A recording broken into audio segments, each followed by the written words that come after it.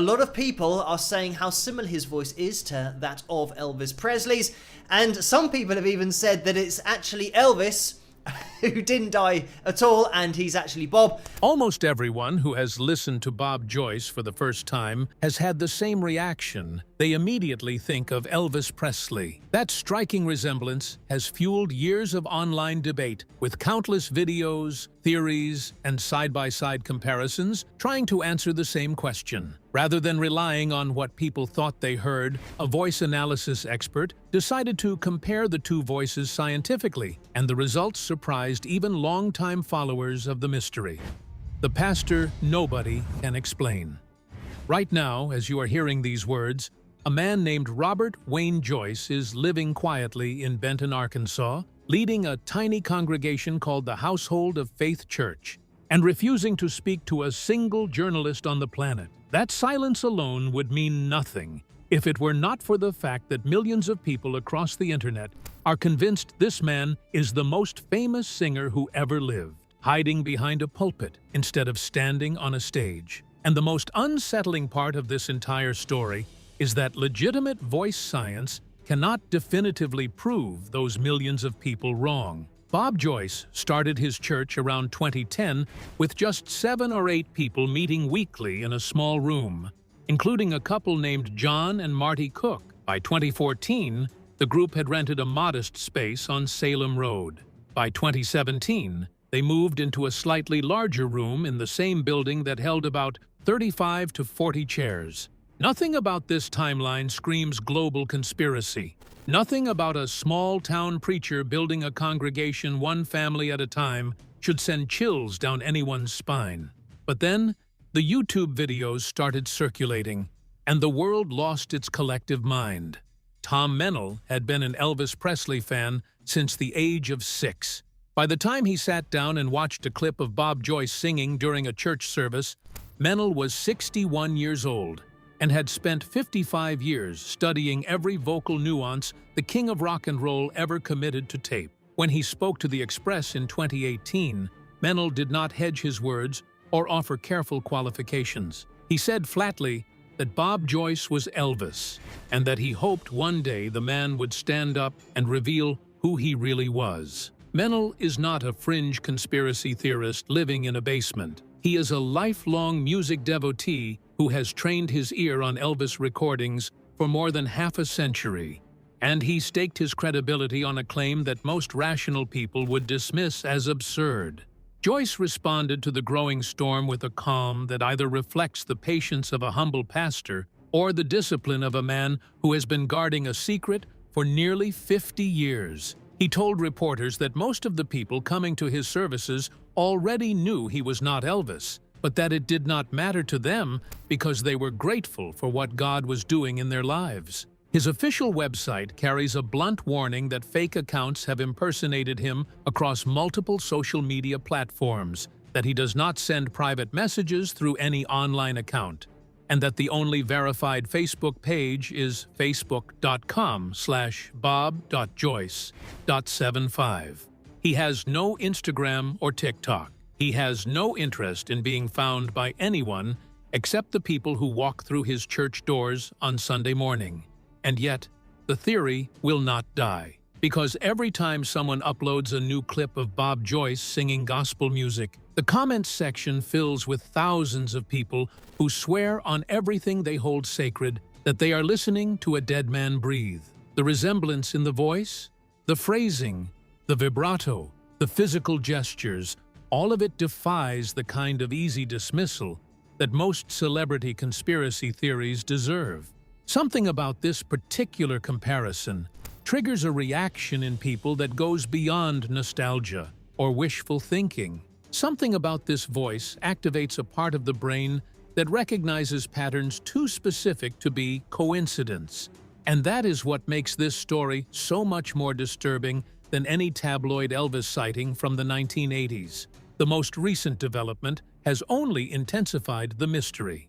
Bob Joyce's grandson Ben reportedly began leaking photographs online claiming to prove a familial connection to Elvis Presley, pointing to identical dental gaps, similar facial markings, and what he described as family events where Joyce was present alongside people connected to the Presley estate. But the voice comparisons and leaked family photos were never the real engine driving this conspiracy. The real engine is something far more unsettling, and it has nothing to do with what Bob Joyce sounds like, and everything to do with why Elvis Presley had every reason in the world to want to disappear.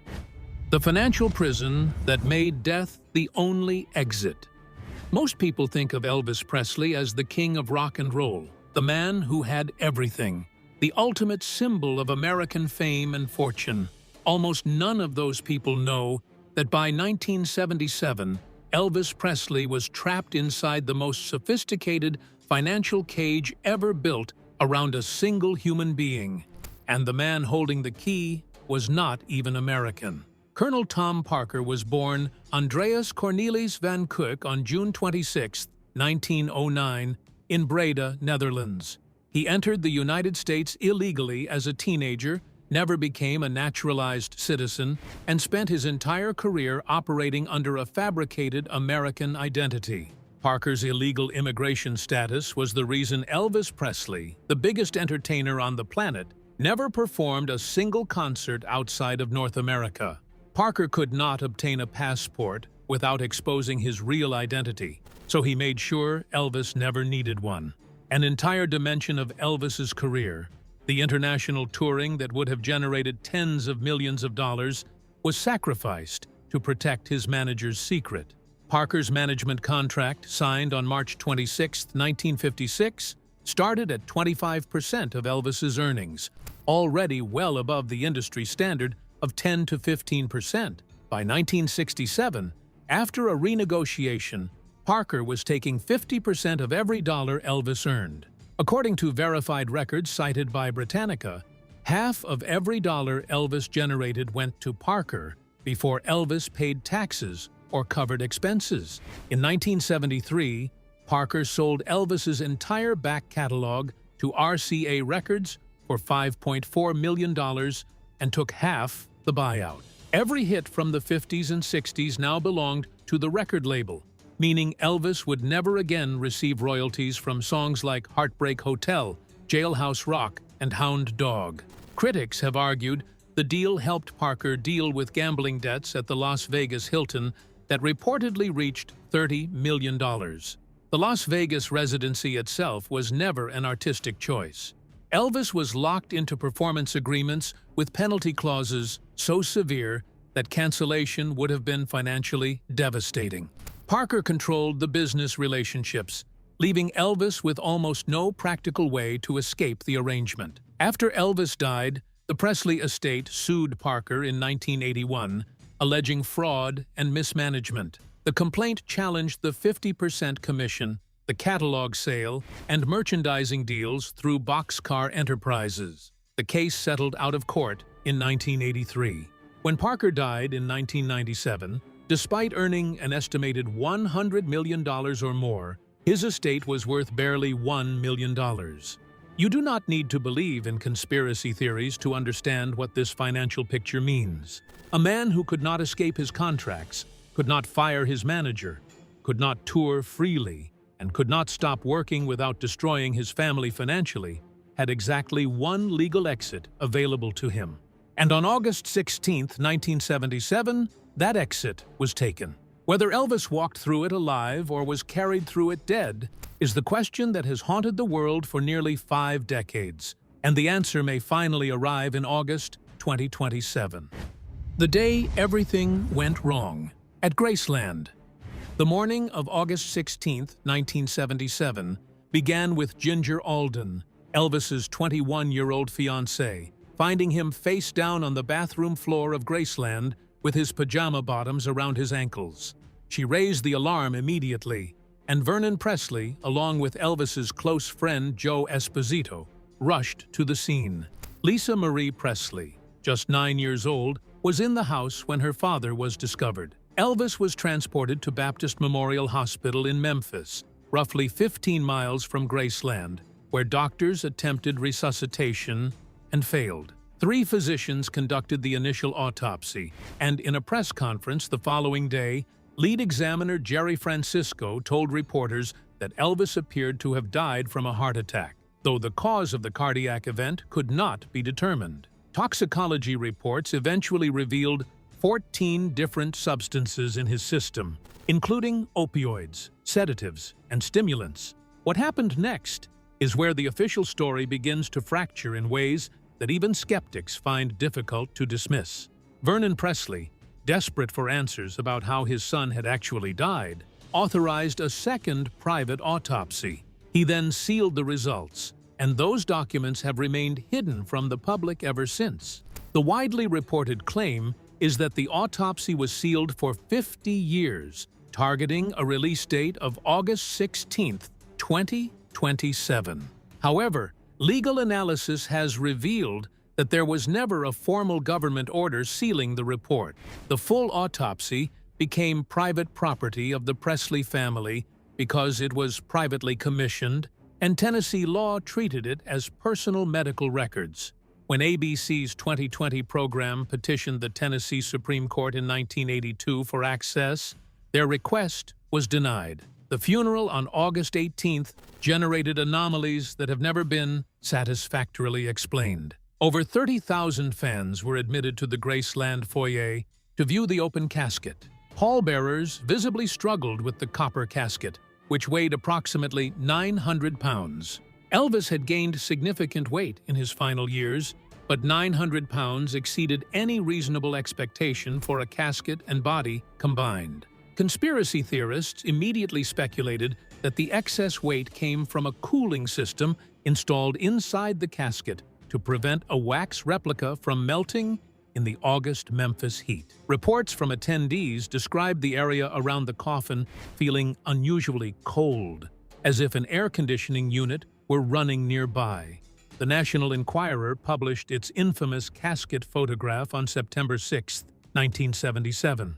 Elvis's cousin Billy Mann had been paid $18,000 to smuggle a camera past Graceland security and photograph the body. The image was retouched by a staff artist before publication, and observers immediately noted that the nose appeared flattened, the eyebrows looked wrong, and the hands seemed unnatural. Elvis's other cousin, Billy Smith, confirmed that the photograph was genuine, but could not explain the visual discrepancies. Then there was the gravestone. Elvis's birth certificate recorded his middle name as Aaron with a single A, a spelling chosen to mirror the middle name of his stillborn identical twin brother, Jesse Garon Presley. The gravestone at Graceland reads Aaron with 2 A's. Vernon chose the biblical spelling because Elvis had expressed a desire late in life to change it officially, and state records had actually listed it as Aaron all along without the family's knowledge. Conspiracy theorists seized on the discrepancy as a deliberate coded message that the person buried at Graceland was not the real Elvis Presley.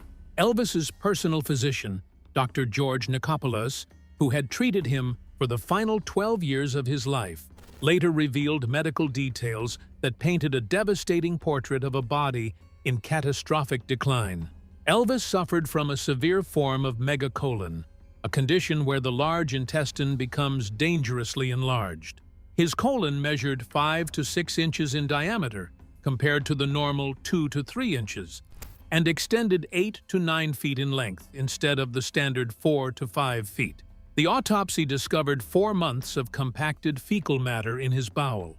Nicopolos concluded that chronic constipation, not cardiac arrhythmia alone, had triggered something called Valsalva's maneuver, where straining compressed the abdominal aorta and shut down the heart.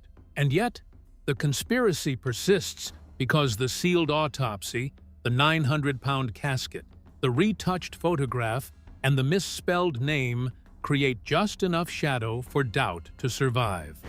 How Great Thou Art, sung by a ghost. The song that detonated the conspiracy was How Great Thou Art. Elvis recorded the hymn for his 1967 gospel album, and the performance won the Grammy Award for Best Inspirational Performance.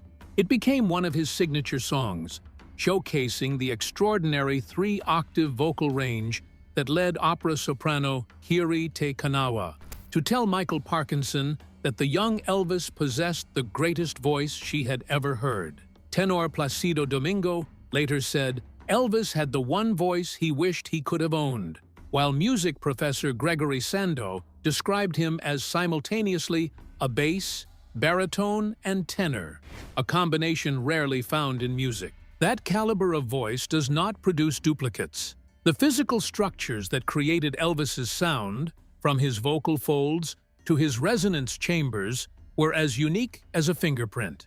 Forensic voice comparison is used in criminal investigations because those biological traits create vocal signatures that cannot be duplicated through training alone. Then Bob Joyce sang "How Great Thou Art" during a church service in Arkansas. There was no studio production or professional recording equipment, just a man standing at a pulpit with a microphone. When the recording appeared on YouTube, it reignited the debate. Listeners pointed to the breath control, vibrato, sustained high notes, and phrasing, arguing that Joyce's performance closely resembled Elvis's. Tom Mennel, a lifelong Elvis fan who had spent decades studying his recordings, publicly stated that he believed both performances came from the same singer. Side-by-side comparison videos attracted millions of views, dividing audiences between those convinced they had found proof and those who argued that vocal similarity alone could never establish identity. Fans also began pointing to physical similarities between Joyce and Elvis, extending the comparisons to Joyce's family. Others highlighted Joyce's detailed knowledge of Memphis history and his sermons about the emptiness of fame and the dangers of celebrity worship. Believers saw hidden autobiography in those messages, while skeptics saw coincidence and confirmation bias. Decades later, neither side has produced evidence capable of settling the mystery once and for all. The billion-dollar reason Elvis must stay dead. None of this would matter to anyone with real power if it were not for the financial empire that depends entirely on Elvis Presley remaining in the ground. Elvis Presley Enterprises transformed Graceland into a commercial operation worth hundreds of millions of dollars. The estate generates enormous annual revenue through tourism, licensing, merchandising, and intellectual property management. Graceland is the second most visited private home in the United States after the White House, and every ticket sold, every piece of merchandise purchased, every licensing agreement signed rests on one legally binding fact. Elvis Aaron Presley died on August 16, 1977. Bob Joyce has never attempted to monetize the conspiracy. He has never pursued media attention, never hired a publicist, never filed legal claims against the Presley estate, and never tried to profit from the comparison in any way. His church website sells gospel music CDs and provides service schedules. Elvis's former physician addressed the Bob Joyce theory in a recent interview and stated that the persistence of these rumors reveals more about collective grief than hidden truths. He emphasized that Elvis had been battling a constellation of severe medical problems for years, including megacolon, chronic substance dependence, hypertension, liver damage, and cardiovascular disease. These were not conditions that simply resolved themselves, and the idea that someone in Elvis's physical state could have survived another 50 years in secret stretches medical plausibility beyond its breaking point. The sealed truth arriving in 2027. We are now less than 14 months away from August 16, 2027, when the private autopsy results that Vernon Presley fought to keep hidden are expected to finally become accessible. Whether that actually happens remains uncertain, because the legal status of the documents as private family medical records means the Presley estate may have grounds to continue blocking their release indefinitely. But the anticipation alone has reignited global interest in every unresolved anomaly surrounding Elvis's death. Bob Joyce is 74 years old. Elvis Presley, had he survived, would be 91. The 17-year gap between their documented birth dates remains the most straightforward argument against the theory, and no believer has ever produced credible evidence that Joyce's official records were fabricated. His birthday, of June 19, 1952, his marriage to Willina in 1975, and his documented life in Arkansas all precede the conspiracy theory by decades. And yet, the voice remains. That is what no one can dismiss, no matter how many logical arguments they stack against it. You can explain away the physical resemblance as genetic coincidence. You can attribute the family similarities to confirmation bias. You can cite the age gap as mathematically disqualifying. But when Bob Joyce closes his eyes and opens his mouth in that small Arkansas church, something happens to the sound that comes out, that 3-octave, emotionally devastating, physically impossible sound that defies every comfortable explanation and refuses to let the world move on from a man it buried half a century ago. The sealed autopsy is coming. Whether it confirms what the medical examiner said in 1977 or reveals something the Presley family has spent 50 years hiding, the document will land in a world that is already primed to question everything it was told about August 16, 1977. And somewhere in Benton, Arkansas, a man who says he is nobody special will continue singing hymns to 40 people in folding chairs, completely uninterested in whether the rest of the world believes him or not.